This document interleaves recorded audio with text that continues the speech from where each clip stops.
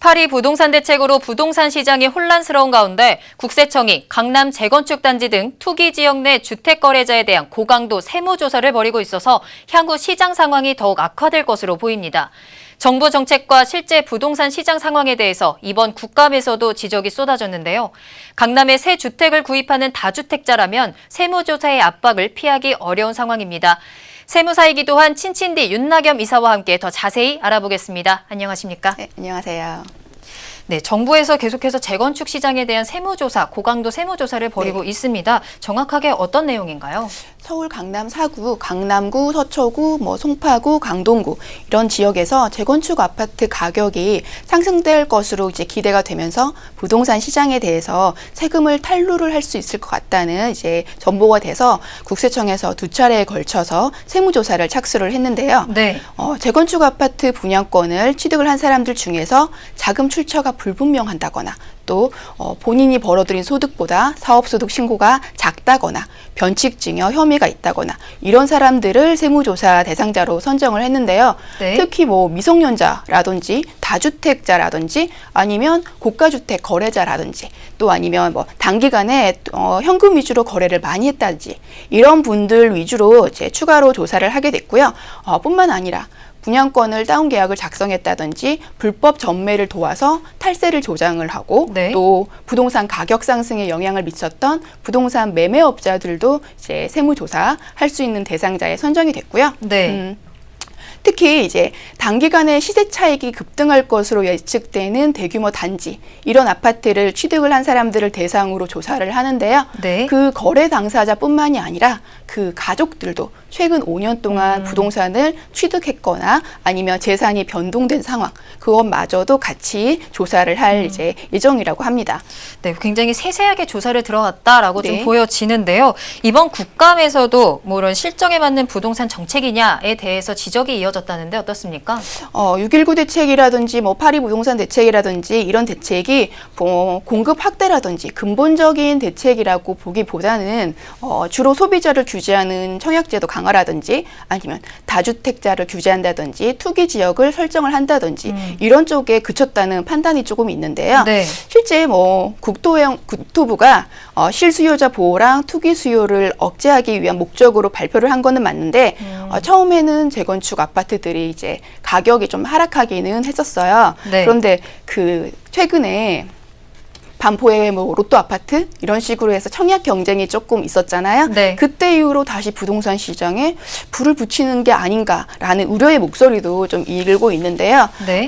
뿐만 아니라 파리 부동산 대책 이후에 일시적으로 주택이 2개가 되신 분들이 있으세요. 그분들마저도 실제 투기를 한 것처럼 여겨가지고 네. 중도금 대출이 안 나온다든지 이렇게 해서 이제 계약금을 날릴 위기에 처하신 분들이 있으시거든요. 네. 그런 식으로 파리 부동산 대책에 대해서 약간의 단점, 이제 우려하는 목소리가 있기는 한데요. 전반적으로 봤을 때 갭 투자를 통해서 부동산 가격을 올린다거나 네. 또 그런 투자 행위를 하시는 분들의 제동을 가한 것은 맞다고 보여지고 있거든요. 네. 그리고 좀 간과하지 말아야 될 부분 중에 하나가 파리 부동산 대책 같은 경우는요. 다주택자들한테 집을 팔지 말라는 게 아니라 실제 부동산 임대소득이 발생하는 사람들 중에서 부동산 시장을 조금 더 투명하게 하자 그런 취지가 있기 때문에 이 정책이 잘 됐는지 잘 못 됐는지에 대해서는 앞으로 조금 더 지켜봐야 되는 게 아닌가 이렇게 생각이 드네요. 네, 분명히 효과도 있었고 또 그걸로 단점도 인해서 있었고. 피해를 보는 사람도 있지만 조금 더 지켜봐야 된다라고 말씀을 해주셨고요. 한편에서는 세무조사가 네. 정부 정책에 따라서 이뤄진다라는 지적도 나오고 있거든요. 정말로 이 정부 정책에 따라서 세무조사도 달라지게 되는 건가요?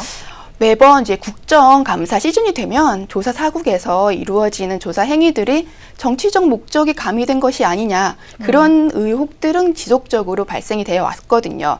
실질 새 정권이 도입될 때마다 그 전 정권하고 관련이 있던 업체들은 대규모로 조사를 했었던 건 사실이고요. 네.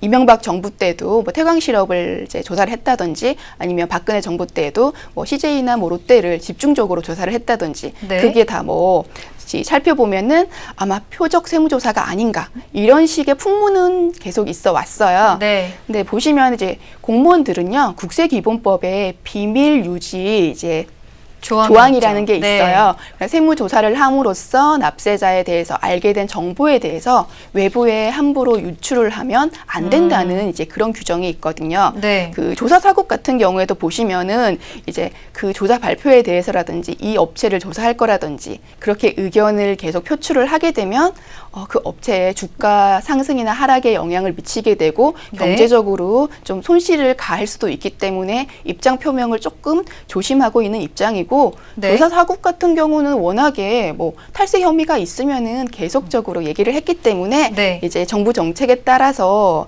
이게 뭐 정책에 따라서 달라진다, 뭐 실질적으로 영향을 미친다라고 보기에는 조금 애매하다라고 네. 말씀드릴 수 있겠네요. 네, 정부의 이런 세무조사가 좀 무섭기는 하지만 네. 그래도 재건축 아파트를 좀 분양받고 싶어하는 사람들이 많거든요. 네. 그 경우에 좀 주의할 점이 있다면 어떤 게 있을지 간단하게 부탁드릴게요.